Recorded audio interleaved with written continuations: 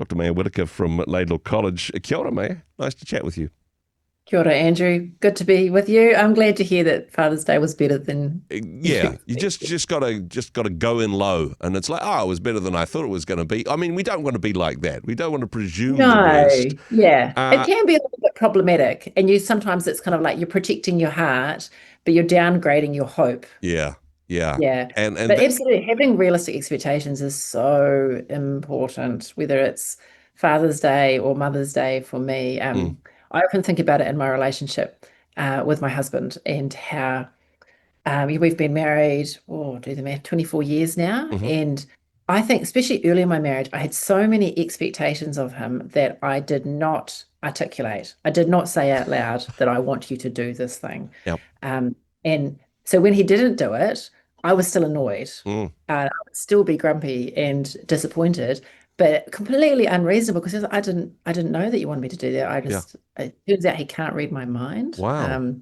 Which is disappointing, but to be honest, I actually was expecting that in the early years of our marriage, that he would just know that I Tw wanted something. And 24 years, you've lowered your expectations, and perhaps his mind reading has got slightly better as he's got to know you and learnt more about your expectations.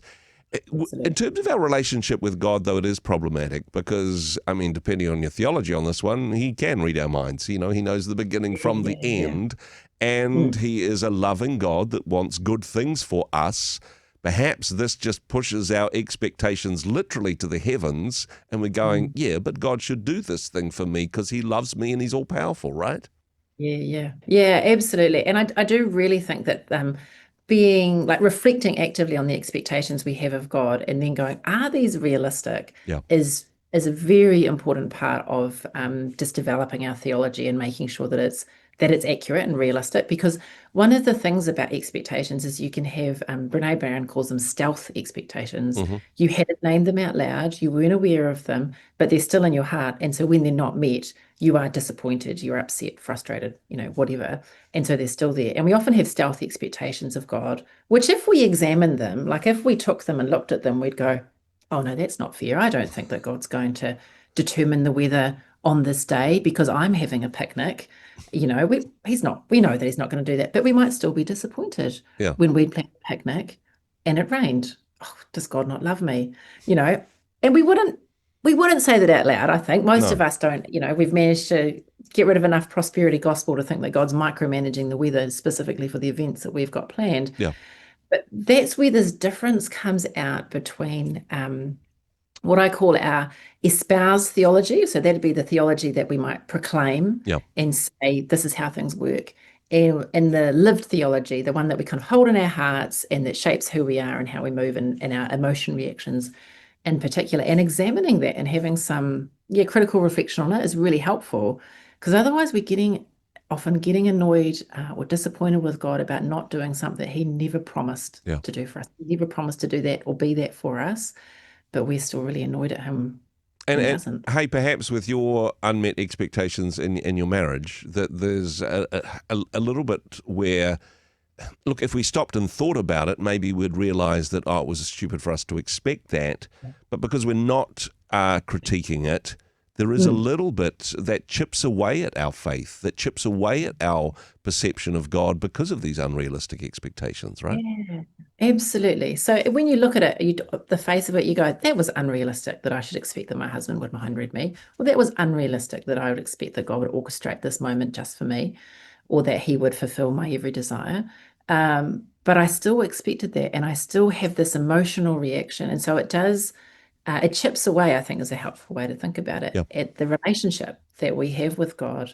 And just over time, that stuff builds up, and we discover that actually things are quite flimsy. We are protecting our hearts. And then I think we get to the place where we've downgraded our expectations of Yeah. God's love for us, His presence to us in the midst of suffering. And so I do think this expectation management is a really helpful way to understand suffering. Mm, Uh, and for me, it's really tied up with understanding where am I locating my hope. yeah. So we all have deep hopes, we have longings that are godly things that we are designed for, that that God's intention for us as His beloved children. But if I'm locating, putting my expectation, my hope that that's going to be fulfilled in my lifetime next week, rather than in the consummation of all creation when God is going to make all things new and he will make us new and we will be with him and all of creation will flourish. Those are two very different things. And often it feels really simplistic to say it like this, but often the response that I've had to myself and to others in the face of suffering or disappointment is go, well, we're not in heaven yet. No. But often we live like we expect that we are. This is not heaven yet. And so people still get sick, you still miscarry, you don't get the job, people die, all of these things. Yeah. But we have this, the fancy phrase for it is an over-realized eschatology. And that means where we think that everything that's promised for the new creation, I should be getting that right here, right now. And if I'm not getting it, well, that means that clearly God is either insufficient or I'm not good enough to receive that from him. Wow. None of those are true. It's actually, he didn't promise it. Yeah, certainly. And holding on to that tension of the now but not yet. Yeah, absolutely. Particularly in the context of wonderful verses that are so often taken out of context, that God will work out everything for good for those that are... I mean, you take that out of context and go, well, that means I get what I want when I want it. No, it doesn't mean that at all, right? No, absolutely. We're often thinking really short term. Yeah. Really short term. And I think the more that we step away from that, particularly the older you grow, the more you've got a bit of life experience behind you, you can start saying and actually believing the things that I'm hoping for, they don't have to be fulfilled in my lifetime. Yeah.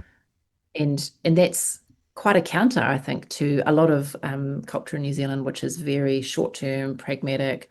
I want it now. I expect I should get it now. Like, we can just get quite entitled with God and then get really grumpy with him when he didn't do the thing that we asked of him and be like, well, you're not being faithful to yourself, God. And I just think God often must be like, I didn't promise that. I promised I would be with you. Yeah. I promised I would be with you, but I did not promise I would come through in the ways that you requested on the timeline that you expected. The thing is, he gets to be God. We don't get to tell him what to do. Yeah. And that is, I mean, again, it sounds super simplistic, but I think for me and experiences that I've had in the last few years of walking through some really difficult seasons, that's actually been a deep comfort to me because it does put me in my place a little bit, which is needed at times, but it also focuses my hope on new creation. What we are looking forward to is being people of resurrection. And that is where everything is going to be put to rights and made new. And that is such a better hope than I'm going to get what I want. I was going to say, it really reframes hope, doesn't it? Within a long view, it reframes hope in eternity, not in our to-do list prayers of the things that we want from God this day. It puts us within the big story about what God is doing in building his kingdom, rather than us being the center of our own universes, right? Yeah. And in the midst of that, we then discover the things in the space of our unmet expectations and frustrations. We discover a God who is present to all of that, who is actually quite happy to hear us say, oh Lord, I am really upset with you about this situation. And he holds space for that. He's not just going to go, oh, you're entitled, would you be quiet? He says, come and speak with me about that. And he's present to us in a beautiful way that, yes, I'm not getting what I want when I wanted it, but actually I'm getting something so much better, which is a purity and a refinement and a wonder of our relationship with God. And, I want that more. I mean, I do want what I want when I want it, but, on my best days, I want God more than I want particular outcomes. And that's the wanting I want to cultivate in my life. And hey, good to ask that question when we are disappointed by life circumstances, when things haven't turned out the way we thought that they had. Asking the question, it's not me that's broken, it's not God that has failed, it's perhaps my expectations that weren't on target there, but being honest and sharing that with God is so healthy and so rewarding in that regard. Maja, this is a deep well. Thank you so much for taking us there today. Such important stuff for us to learn and to keep learning. Thanks for being on the program today. Oh, my pleasure. Thanks, Andrew. Hey, thanks very much for joining us in the Rhema studio. Thanks very much for watching the interview. It's kind of nice to have an audience, actually. And if you did like what you watched, then do give us a like, do give us the thumbs up. And if you'd like to see more interviews like that one, or perhaps even better, subscribe and those interviews will come straight to you. Don't forget to turn on your notifications, and we'll see you in the next one. Cheers.